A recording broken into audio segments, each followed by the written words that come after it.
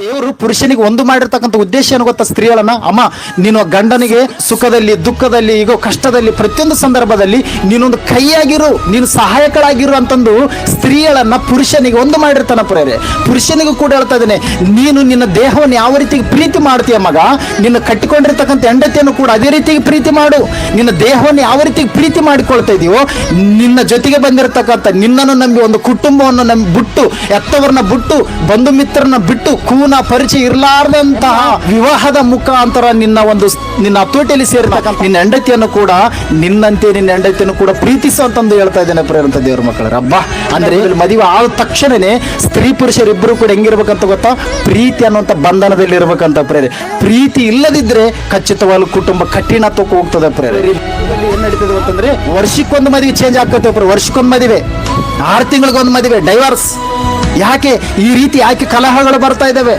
ಯಾಕೆ ಕಟ್ಟಿಕೊಂಡಿರ್ತಕ್ಕಂಥ ಹೆಂಡತಿ ಸರಿಯಾಗಿ ಗಂಡನ ಹತ್ರ ಚೆನ್ನಾಗಿ ಆಕೆ ಸಂಸಾರ ಮಾಡ್ತಾ ಇಲ್ಲ ಅಂತಂದ್ರೆ ಅವರ ಮಧ್ಯದಲ್ಲಿ ಪ್ರೀತಿ ಅಂತಕ್ಕಂಥದ್ದು ಮಾಯವಾಗಿ ಹೋಗಿದೆ ಪ್ರೇರಂತ ದೇವ್ರ ಮಕ್ಕಳ. ಗಂಡ ಹೆಂಡತಿಯ ಮಧ್ಯೆ ಪ್ರೀತಿಗಿನ ಇಲ್ಲದಿದ್ರೆ ಎಷ್ಟೆಷ್ಟು ಎಡವಟುಗಳಾಗ್ತಾ ಗೊತ್ತಾ? ಮಾತುಗಳು ಕಠಿಣವಾಗಿ ಹೊರ ಬೀಳ್ತಾ ಪ್ರೇರೆ. ಕಠಿಣತ್ವ ಮಾತುಗಳು ಪ್ರೇರೆ, ತಗ್ಗಿಸ್ಕೊಳ್ಳುವಂತ ಗುಣ ಇರಂಗಿಲ್ಲ. ಇನ್ನೆರಡನೇದಾಗಿ ಪ್ರೀತಿ ಇಲ್ಲ ಅಂದ್ರೆ ಎಂತ ಪರಿಸ್ಥಿತಿಗೆ ಹೋಗ್ತದೆ ಅಂತಂದ್ರೆ ಅನುಮಾನಗಳು ಜಾಸ್ತಿ ಆಗ್ತಾವ ಪ್ರೇರೆ. ಇವತ್ತು ಅನುಮಾನಗಳು ಆಗ್ಲಿಕ್ಕೆ ಕಾರಣ ಏನು ಗೊತ್ತಾ? ಸ್ತ್ರೀ ಪುರುಷರ ಮಧ್ಯೆ ಅನುಮಾನಗಳು ಬರೋಕೆ ಕಾರಣ ಏನು ಗೊತ್ತಾ? ಪ್ರೀತಿ ಇಲ್ಲದಿದ್ರೆ ಖಚಿತವಾಗಲು 108 ಅನುಮಾನಗಳು ಯಜಮಾನನಿಗೆ ಹುಟ್ಟುತ್ತವೆ. ಖಚಿತವಾಗಲು 108 ಅನುಮಾನಗಳು ಸ್ತ್ರೀಯಳಿಗೆ ಹುಟ್ಟುತ್ತವೆ ಪ್ರೇರೆ. ಇದಕ್ಕೆ ಕಾರಣ ಏನು ಗೊತ್ತಾ? ಪ್ರೀತಿ. ಅವರ ಮಧ್ಯದಲ್ಲಿ ಸಂಪೂರ್ಣವಾಗಿರುವಂಥ ಪ್ರೀತಿ ಇಲ್ಲದಿದ್ರೆ ಅಷ್ಟು ಭಯಂಕರವಾದ ಪರಿಸ್ಥಿತಿಗೆ ಹೋಗ್ತದೆ. ಇನ್ನು ಮೂರನೇದಾಗಿ ಹೇಳ್ತಾ ಇದ್ದೀನಿ ಪ್ರೇರೆ, ಪ್ರೀತಿ ಇಲ್ಲದಿದ್ರೆ ಗಂಡ ಹೆಂಡತಿಯ ಆ ಕುಟುಂಬ ಅಂತಕ್ಕಂಥದ್ದು ಏನಾಗ್ತದೆ ಅಂತಂದ್ರೆ ಶಾಂತಿಯಿಂದ ದೂರ ಹೋಗ್ತದೆ ಪ್ರೇರೆ. ಶಾಂತಿ ಅಂತಕ್ಕಂಥದ್ದು ಇರಂಗಿಲ್ಲ. ಇನ್ನು 4ನೇದಾಗಿ ಪ್ರೇರಂತ ದೇವ್ರ ಮಕ್ಕಳಿರ, ಇವರಿಬ್ಬರ ಆ ಪ್ರೀತಿ ತಣ್ಣಗಾಗಿರುವುದರಿಂದ ಇವರಿಬ್ಬರ ಪ್ರಭಾವ ಮಕ್ಕಳ ಮೇಲೆ ಕೂಡ ಬೀಳ್ತದೆ ಪ್ರೇರೆ. 22 ಚಂದಲ್ಲಿ ಪತ್ನಿ ಲಾಭವು ರತ್ನ ಲಾಭವು ಅದು ಯೆಹೋವನ ಅನುಗ್ರಹ ಅಂತ ಹೇಳ್ತದೆ. ಅಂದ್ರೆ ಪ್ರತಿಯೊಬ್ಬ ಪುರುಷನಿಗೆ ಪತ್ನಿ ಅಂದ್ರೆ ಹೆಂಡತಿ ಸಿಗಬೇಕಂತಂದ್ರೆ ದೇವರ ಅನುಗ್ರಹ ಇರಬೇಕು ಪ್ರೇರೆ. ದೇವರ ಅನುಗ್ರಹದಿಂದ ಬಂದಿರತಕ್ಕಂಥ ಸ್ತ್ರೀಗಳು ಹೆಂಗಿರ್ತಾಳೆ ಗೊತ್ತಾ?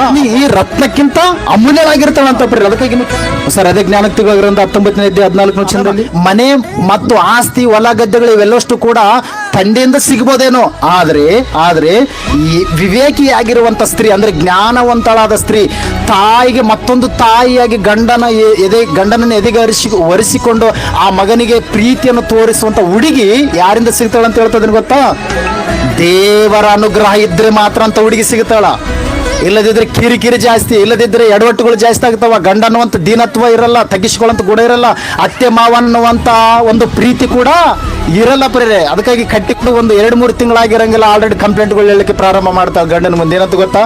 ನಿಮ್ಮಪ್ಪ ಹಿಂಗಂದ, ನಿಮ್ಮಮ್ಮ ಹಿಂಗಂದ್ಲು, ಇಲ್ಲದ ಸಲ್ಲದ ಕಂಪ್ಲೇಂಟ್ಗಳನ್ನ ಹೇಳಲಿಕ್ಕೆ ಪ್ರಾರಂಭ ಮಾಡ್ತಾಳೆ. ಅಂದ್ರೆ ಪ್ರೀತಿ ಇತ್ತು ಅಂತಂದ್ರೆ ಇವೆಲ್ಲವನ್ನು ಕೂಡ ಸಹಿಸಿಕೊಂಡಾಗ ಆ ಸ್ತ್ರೀಗಳು ಹೋಗ್ತಾಳಂತ ಪ್ರೇರೆ. ಅದಕ್ಕೆ ಹೇಳ್ತಾನೆ, ನಿಮ್ಮ ಆಸ್ತಿ, ನಿಮ್ಮ ಹೊಲ, ಅಂತಸ್ತಿ ಇವೆಲ್ಲಷ್ಟು ಕೂಡ ನಿಮ್ಮ ತಂದೆಯಿಂದ ನಿನಗೆ ಬಂದಿರಬಹುದು. ಮಗ ಯಾರಿಗೆ ಹೇಳ್ತದೇನೆ? ಮದುಮಗನಿಗೆ ಹೇಳ್ತಾ ಇದ್ದೇನೆ ಪ್ರೇರೆ. ಈ ಆಸ್ತಿ ಪಾಸ್ತಿ ಮನೆ ಎಲ್ಲಷ್ಟು ಕೂಡ ನಿಮ್ಮ ತಂದೆಯಿಂದ ಬಂದಿರಬಹುದು ನಿನಗೆ. ಆದ್ರೆ ನಿನಗೆ ಸರಿ ಬೀಳುವಂತ ಸಹಕಾರಿ ಮಾತ್ರ ಯಾರಿಂದ ಬಂದಿದ್ದಂತ ಹೇಳ್ತಾ ಇದ್ದೇನೆ? ಯೆಹೋವನಿಂದ ಬಂದಿರುವಂತದ್ದು ಅಂತ ಹೇಳ್ತಾ ಇದ್ದೇನೆ ಪ್ರೇರೆ.